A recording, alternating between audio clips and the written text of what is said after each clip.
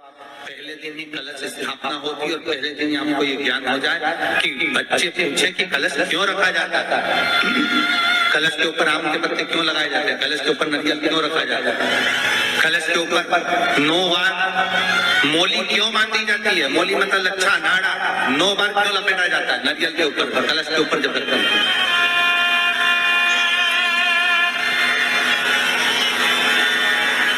कलश के ऊपर जब जब श्रीफल रखाता है, नारियल रखाता है, तो उस पर 5 बार 7 बार मोली नहीं लपेटी जाएगी, तो 9 ही बार लपेटी जाएगी। 5 या 7 बार लपेटते हैं तो कहते हैं कि लक्ष्मी की छिन्नता होती है, और वो 9 बार लपेटी जाती है तो भरपूर लक्ष्मी का भंडार बनती है। क्यों क्यों कहते हैं उसको? भगवान कुंभ का निर्माण कर रहे हैं, भगवान कलश का निर्माण कर रहे हैं, और भगवान स्वयं ब्रह्मदेव कर रहे हैं कि आप ऐसा निर्माण कर दो जिसमें 33 कोटि देवता स्वतः विराजमान हो जाए। तो भगवान ने उस कलश का निर्माण कर दिया। अब कलश का निर्माण करा तो स्वयं भगवान ब्रह्मदेव बोले, प्रभु इस कलश के अंदर मेरा स्थान कहाँ है, मेरा स्थान कहाँ है?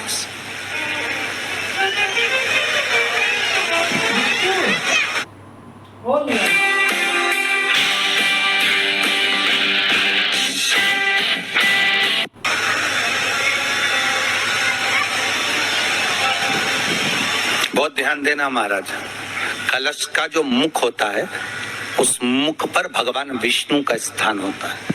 किसका स्थान है? भगवान विष्णु का। थोड़ा सा नीचे आओगे, जहां से कलश का मुख दबा हुआ होता है वह जगह भगवान स्वयं शिव की होती है। किसकी जगह है? भगवान शंकर की। कलश का अग्रभाग, नीचे का भाग जहां से फैला हुआ होता है वहां ब्रह्मा का आधिपत्य स्थापित होता है। फिर कलश का जो नीचे का भाग होता है वो भगवान शिव और शक्ति का स्थान होता है। कलश के बाहरी भाग में, जहां पर बाहर का हिस्सा होता है, उस कलश के बाहरी भाग में 33 कोटि देवताओं को भगवान शंकर ने लाकर विराजमान किया होता है। महाराज भगवान शंकर 33 कोटि देवताओं को निमंत्रण देकर उस कलश में विराजमान कर दिया। कितना सुंदर लिखा है देवी भागवत के अंदर कि जहां कलश की स्थापना होती है उस जगह पर किसी देवताओं को बुलाने की जरूरत नहीं होती। 33 कोटि देवता उस जगह पर स्वतः विराजमान हो जाते हैं। स्वयं 33 कोटि देवता स्वयं वहां विराजमान।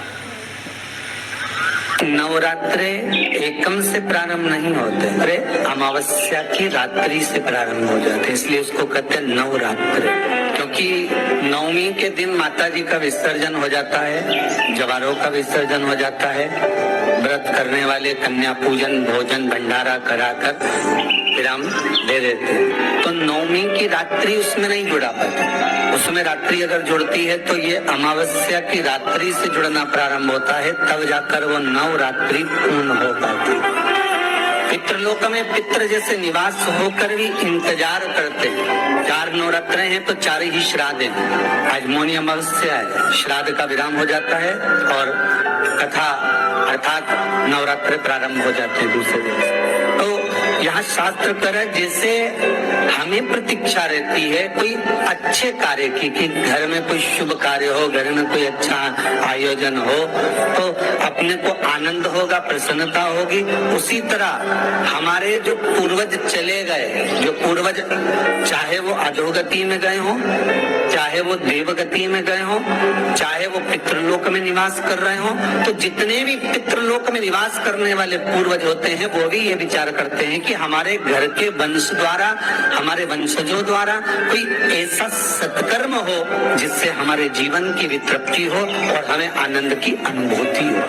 और ध्यान दीजिएगा महाराज, आपको चैत्री नवरात्रि का स्मरण होगा, आपको शरदी नवरात्रि का स्मरण होगा, पर जो आषाढ़ आषाढ़ में और माघ में जो नवरात्रे पढ़ते हैं, इसका एक आनंद ही दूसरा रहता है। बस इतना जरूर होता है कि दुनिया के लोग वो जो 2 नवरात्रे होते हैं उसमें कलश की स्थापना भी करते हैं, देवी का पूजन भी करते हैं, अर्चना भी करते हैं, मंदिरों में भीड़ भी रहती है और खूब प्रेम से माता का जगराता वगैरह सब होता है। पर ये जो नवरात्रे हैं, 2 गुप्त नवरात्रे, इनका लोगों को स्मरण नहीं था। वो तो धीरे धीरे ये टीवी चैनल के माध्यम से कथाकारों ने, वक्ताओं ने स्मरण कराना जब चालू करा, धीरे धीरे बताना, मार्गदर्शन करना जब चालू करा, तब लोगों को ज्ञात होता गया कि कोई गुप्त नवरात्रा भी होता है, उसमें भी देवी की आराधना होती। ये चारों नवरात्रे अलग अलग अवस्था के हैं, अलग अलग सुख के हैं और अलग अलग आनंद के। आपके घर में पितृदोष है, आपको ऐसा महसूस होता है, तो किसी भी नवरात्रि के पहले जो अमावस्या पड़ती है, जिस दिन अमावस्या रहे उस दिन चावल की कटोरी में एक कपूर का टुकड़ा रख दीजिए, छोटा सा, और कपूर का टुकड़ा रखकर उस कपूर को दरवाजे के बाहर कटोरी में ही, चावल रखी हुई कटोरी में ही उसको पितरों का स्मरण कर जला दीजिए। और जलाने के बाद उस चावल को कहीं भी किसी भी वृक्ष की छांव में पक्षियों के लिए डाल दीजिए। शिव महापुराण की कथा कहती है, अगर मान लो पितृ आपको कष्ट दे रहे हैं, पितृ आपको तकलीफ दे रहे हैं, कोई काम नहीं होने दे रहे हैं, या कहीं आपको ऐसा लगता है कि पितरों का दोष है, तो वो पितृ दोष देवी, अब ये जो आप करेंगे ये कब कर रहे हैं? अमावस्या के दिन आप उसको रख रहे हैं, अमावस्या के दिन उसको रखकर रात भर आपने रखा कपूर के साथ में, सुबह एकम पड़ गई, नवरात्रि लग गई, उसी दिन उसको जलाकर आपने पटक दिया।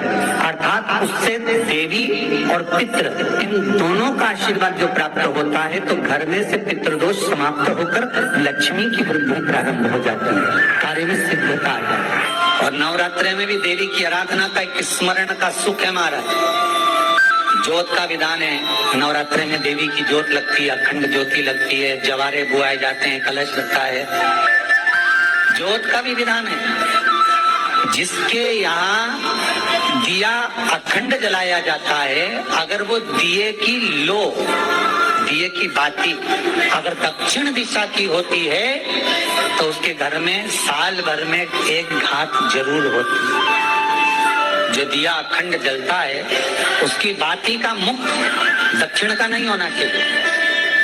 अगर आपने देवी भागवत का स्मरण करा हो, देवी भागवत को अगर सुना हो, तो देवी भागवत में स्पष्ट किया गया कि पूर्व की ओर मुख करा हुआ दिया, अर्थात पूर्व की ओर ज्योत जो जलाई जाती है, वो संपदा की वृद्धि करती है। पश्चिम की ओर मुख कर जो ज्योत लगाई जाती है महाराज, वो बेबहू को देती है। और उत्तर की ओर जो मुख कर ज्योत जलाई जाती है, उत्तर की ओर जो ज्योत का मुख रहता है, वो आयु की वृद्धि करती है, घर में अकाल मौत को रोकती है। दक्षिण की ओर ज्योत ना लगाएं। अगर आपको लगाना है पूरब की लगाएं, पश्चिम की लगाएं या उत्तर की लगाएं।